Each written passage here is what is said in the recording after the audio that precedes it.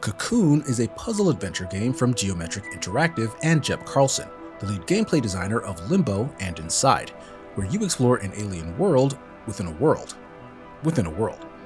Cocoon gives you control of a tiny bug-like creature and has you literally jumping into and out of entire levels, nesting each one inside another as the situation permits. It's a trippy mechanic that starts off easy enough to comprehend, before going full brain-breaking as it nears its conclusion. It doesn't depend solely on that single mechanic, however. It builds classic ability-based progression into its exploration, which complements the world-hopping element in ways I dare not spoil.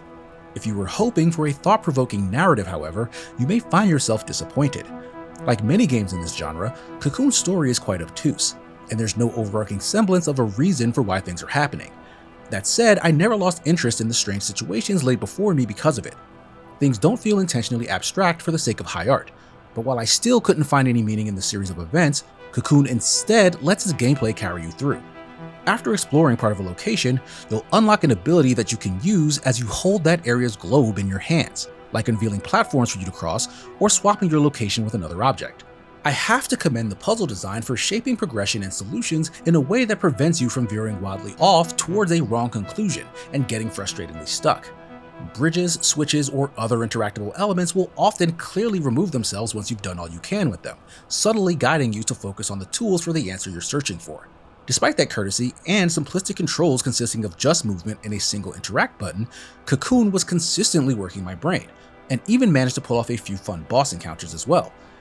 There is no way to take damage in these fights, and the only sort of failure state is how bosses will simply boot you from the world and force you to start the encounter over.